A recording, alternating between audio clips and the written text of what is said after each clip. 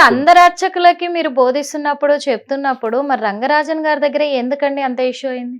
అంటే రంగరాజన్ గారి దగ్గరికి మేము వెళ్ళే సమయానికి ఏమైంది తల్లి, ఆయన ఉండకూడని స్థితిలో చెయ్యకూడని పని చేస్తూ మాకు దొరికాడండి ఆయన. అంటే అంటే మేము కింద ఒక 20 మంది పైన వెళ్ళినప్పుడు, అక్కడికి వెళ్ళినప్పుడు అప్పటికి సుమారు 8 గంటల దాకా అయిపోయింది. గుడికి వెళ్ళాం, సాయంత్రం ఉదయం తల్లి ఉదయం గుడికి వెళ్ళాం, గుళ్ళో లేరు ఆయన. ఓకే. అక్కడి నుంచి మళ్ళీ తిరిగి ఆయన ఇంటికి వెళ్ళాం.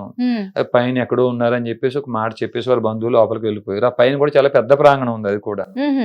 ఆ పైకి అక్కడికి అరగంట సేపు వేచి చూసిన తర్వాత కనీసం 4 వెళ్ళి చూద్దాం పైకి వెళ్ళి ఉంటే విన్నపం, ఆయన టైం చూసి చెప్పి వచ్చేదని ఉద్దేశంతో పైకి వెళ్ళాము. అక్కడేమో ఒక గది ఒకటి ఉంది పైన ఫస్ట్ ఫ్లోర్ లోని. ఆ గది లోపల నుంచి ఒక వింత శబ్దాలు వినిపిస్తున్నాయి అమ్మ.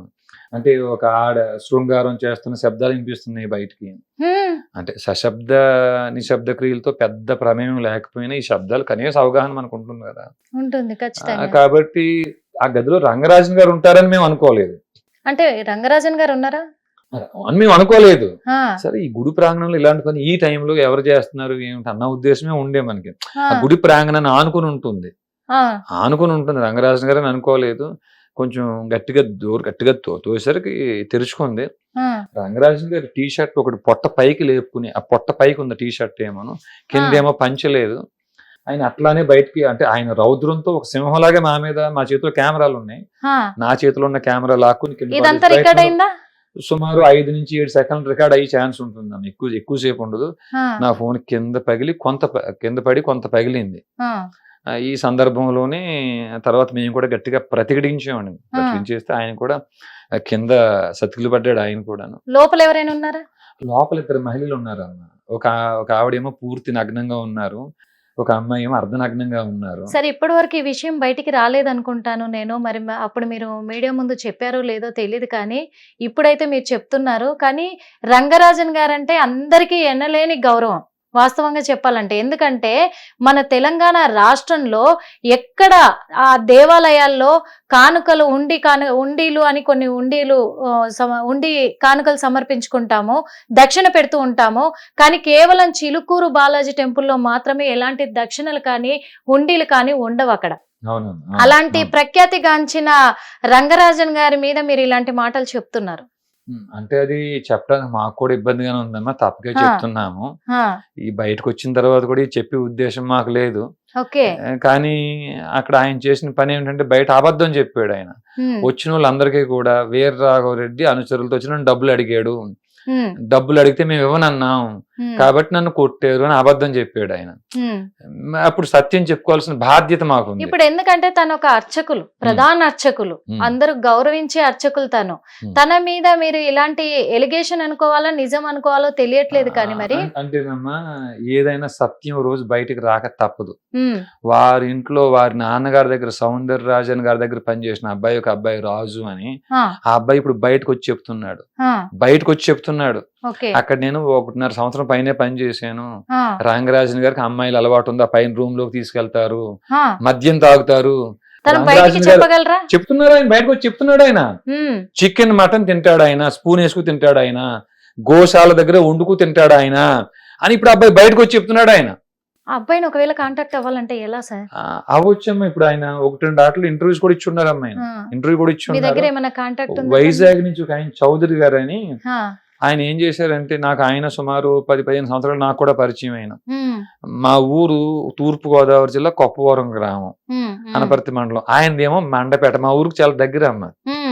ఈ చౌదరి గారు ఏంటి వీర రాఘవరెడ్డి ఇంత నిందేశాడు ఈయన మీద, రంగరాజన్ గారి మీద అని ఆయనకి రాజు గారికి ఫోన్ చేసాడు. ఆయన 1.5 years సౌందరరాజన్ గారి దగ్గర పనిచేసిన రాజు గారికి ఈయన ఫోన్ చేసాడట. ఆ ఫోన్ చేసిన కాన్వర్సేషన్ ఇప్పుడు సోషల్ మీడియాలో వైరల్ అవుతుంది. రాజు అని చెప్పేసి నేను అంటాం, గురువు గారు మాట్లాడబెట్టరా బాబా అని నేను అంటాం, చెప్పండి గురువు గారు అంటాం. ఏటి మీ గురువు గారు ఏదో ఇలా వస్తుంది వార్తలు ఏంటి అనగానే, ఏం మా గురువు గారు ఏం జరిగింది అంటే, అలా కాదు రంగరాజన్ గారు ఏదో ఇలా చేశారంట కదా నేను అనగానే, అవును గురువు గారు నేను ఎప్పుడో చెప్పాను, నేను నేను చెప్తే ఒప్పుకోలేదు. శ్రీదేవి అక్కకి చెప్పాను నేను, నన్ను ఎవరైతే పనిలో పెట్టారో యూట్యూబర్ శ్రీదేవి అక్క ఉన్నారో ఆవిడకి చెప్పాను. ఆవిడకి చెప్తే పెద్దోళ్ళ విషయం మనకెందుకు రా బాబు అని అన్నారు అని చెప్పేసి ఆ కాన్వర్సేషన్ అంతా కూడా మీకు నేను పంపిస్తానమ్మా. నేను ఆ మాట్లాడిన చౌదరి గారి నెంబర్ కూడా మీకు నేను ఇస్తాను. నేను అబ్బాయి నెంబర్ ఆయన దగ్గర ఉంటుందమ్మా, చౌదరి గారి దగ్గర ఉంటుంది. ఓకే, నేను చౌదరి గారిని అడుగుతాను. ఇంకొక విషయం ఏంటంటే, మీరు ఆ సమయంలో లోపలికి వెళ్ళేసరికి అక్కడ నుంచి ఆపాం మనము, ఎందుకంటే అది చాలా ఇంపార్టెంట్ అయిన విషయము. ఇప్పుడు మీ మీద అటాక్ జరగడానికి ఈ విషయానికి లింక్ ఉంది కాబట్టి నేను అడుగుతున్నానండి. ఎందుకంటే తను ఆ టైంలో ఏమన్నారు, మీ మీద అటాక్ చేశారా? రంగరాజన్ గారు మా ఫోన్ లాక్కునే ప్రయత్నం చేస్తే ఫోన్ కింద పడిపోయిన తర్వాత మేము కూడా మేము నలుగురు ఉన్నాం కదమ్మా. నలుగురు అంటే మేము నలుగురే పైన ఉండేది. ఆ కింద మా వాళ్ళు ఇంకా కొంతమంది 18-20 మంది దాకా వాళ్ళు ఉంటారు. ప్రతిఘటన మేము కూడా గట్టిగా ఇచ్చే సమయానికి ఒకే వేళలో మనం గెలం అనుకున్నారో ఏమో, అందితే జుట్టు అందకపోతే కాళ్ళు అనుకుంటాం కదా. ఆయన కాళ్ళు పట్టుకు బ్రతిమలాడాడు ఆయన కిందే కూర్చొని. అవును, ఆ వీడియోలన్నీ బయటకు కాళ్ళు పట్టుకు బ్రతిమలాడాడు. ఏ విషయం అక్కడ చెప్పొద్దు, నేను ఏదో తెలుసో తెలియక ఎట్లా చేసిన. ఇద్దరులో అమ్మాయికి పెళ్లి కాలేదు, ఇద్దరులో ఒక అమ్మాయికి పెళ్లి కాలేదు, ఆ అమ్మాయి పరువు పోతుందని చెప్పన్నారు. అమ్మ అంతకంటే ముందే ఈ మేము కూర్చున్న ప్రదేశానికి వాళ్ళు ఉన్న దానికి మధ్యలో కొంచెం చిన్న పార్టీషన్ లా ఉంది. నేను చెప్పి అమ్మ మీరు బట్టలు కట్టుకోండి తల్లి అని, వారికి ఆ స్వేచ్ఛ ఇచ్చే మేము ఇక్కడికి వచ్చాం, మీరు బట్టలు కట్టుకోండి తల్లి అని. నారీ మణికి చీరలిచ్చినది విన్నాను రామా. ఆడవాళ్ళు అక్కడ బట్టలు అక్కడ ఉంటే మాది ఫోటోలు తీసి సంప్రదాయం సంస్కృతి కాదమ్మా. అది ఖచ్చితంగా. అయితే ఇదంతా అయిపోయిన తర్వాత ఆయన్ని గట్టిగా మందలించాం, నీకు సిగ్గు శరం లేదా? అక్కడేమో బయట మన సంప్రదాయాన్ని మంట కలుపుతూ పక్క నుంచి లవ్ జిహాదులు ఫుడ్ జిహాద్ ఎంత జరుగుతుంటే వచ్చే భక్తులకి ధర్మాన్ని బోధించాలి. ఏ ధర్మం? ఇప్పుడు మనం వెంకటేశ్వర స్వామి ఉన్నాడు, కృష్ణుడు ఉన్నా, రాముడు ఉన్నా, శివుడు ఉన్నా, వీళ్ళు ఎవరున్నా వచ్చి ఏం చేశారు? శరీర సుఖాల కోసం జీవించలేదు వారు దుష్ట శిక్షణ శిష్ట రక్షణ కోసమే త్యాగాలు చేశారు. అట్లా మనం బోధించడం మానేసి ఇట్లాంటి పనులు చేస్తే బయటకు వస్తే పరువు ఉంటుందా? నా నోటికి ఏం వచ్చినాయో మరి బూతు మాటలు కాకపోయినా గట్టిగానే నేను మందలించున్నాను. నాకు ఆ ఇన్సిడెంట్ చూసాక ఆయన మీద మర్యాద పూర్తిగా పోయింది. అంతకుముందు నేను కూడా మీలాగే ఆయన ఆదిత్య పరాశ్రీ గారిని భుజాల మీద ఎక్కించి తీసుకురావటం, అక్కడక్కడ దళితులను కూడా ఇంకా ఊరికి అవతల బయట పెట్టి గుళ్ళోకి రానివ్వట్లేదని మాటలు వింటున్న సందర్భంలో ఈయన ఒక దళితుడిని ఆయన భుజం మీద ఎక్కించుకుని తీసుకురావటం, మాకు ఆయన మీద ఎనలేని గౌరవం. ఆ సంఘటన చూశాక నాకు అసలు ఆయనకి ఏ మాత్రం మర్యాద ఇవ్వాలని కూడా అనిపించలేదమ్మా. ఒక మాట అయితే చెప్తాను రాఘవరెడ్డి గారు, ఎందుకంటే ఇప్పుడు కూడా నేను నిజంగా చెప్తున్నా, నమ్మలేని ధ్యాసలోనే ఉన్నాను మీరు చెప్తుంటే. ఎందుకంటే అందరం ఆల్మోస్ట్ చిలుకూరి బాలాజీ టెంపుల్కి వెళ్ళిన వాళ్ళమే, అక్కడ ఆయన ప్రవచనాలన్నీ వింటున్న వాళ్ళమే. ప్రదక్షిణలు చేస్తున్నప్పుడు 108 ప్రదక్షిణలు చేస్తున్నప్పుడు ప్రతి ప్రదక్షిణకు కూడా ఆయన ప్రవచనాలు విన్న వాళ్ళమే ప్రతి ఒక్కరం. కొన్ని లక్షల మంది ఉన్నారు, ఆ లక్షల మందిని దృష్టిలో పెట్టుకొని మీరు చెప్తున్నారు. మరి ఇప్పటి వరకు ఇలాంటి ఎలిగేషన్స్ ఎవరూ చేయలేదు, మీరు డైరెక్ట్ గా చూశాను అంటున్నారు. ఇంతమంది తన చుట్టూ కూడా కొంతమంది అర్చకులు అయితే ఉంటూ ఉంటారు కదా, తనతో పాటు అది వర్క్ చేసే వాళ్ళు, అక్కడైతే పని చేసే వాళ్ళు ఉంటారు, అర్చకులు ఉంటారు, పంతులు ఉంటారు, చాలా మంది ఉంటారు. మరి వాళ్ళు ఎందుకు ఇప్పటి వరకు ఏ విషయం కూడా ఒక్క విషయంలో కూడా మైనస్ చెప్పలేకపోయారు? అమ్మ ఒకటేంటంటే నా మాట కూడా పూర్తిగా నమ్మక్కర్లేదు మీరు.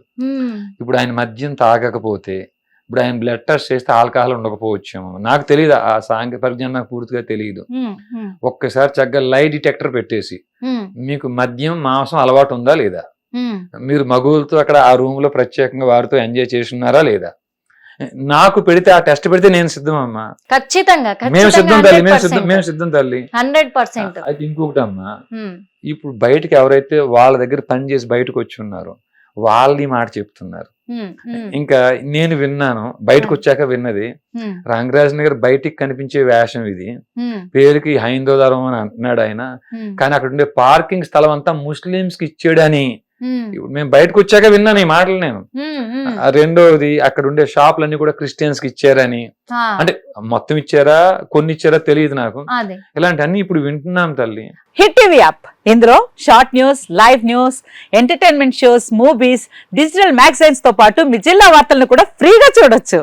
ఇంకెందుకు ఆలస్యం, వెంటనే హిట్ టీవీ యాప్ ని డౌన్లోడ్ చేసుకుని ఫ్రీగా ఎంటర్టైన్మెంట్ పొందండి. Hit TV app, hit TV app, please download hit TV app. Hit TV app ని ఫ్రీగా డౌన్లోడ్ చేసుకుని ఎంజాయ్ చేయండి. మీకు నచ్చిన ఎంటర్టైన్మెంట్ కోసం హిట్ టీవీ యాప్ ని ఫ్రీగా డౌన్లోడ్ చేసుకుని ఎంజాయ్ చేయండి. హిట్ టీవీ యాప్ని డౌన్లోడ్ చేసుకుని ఆస్వాదించండి, ఆశీర్వదించండి. ఇంతమంది సెలబ్రిటీలు హిట్ టీవీ యాప్ ని డౌన్లోడ్ చేసుకోండి అని చెప్తున్నారంటే ఎంత మంచి యాప్ ఆలోచించండి.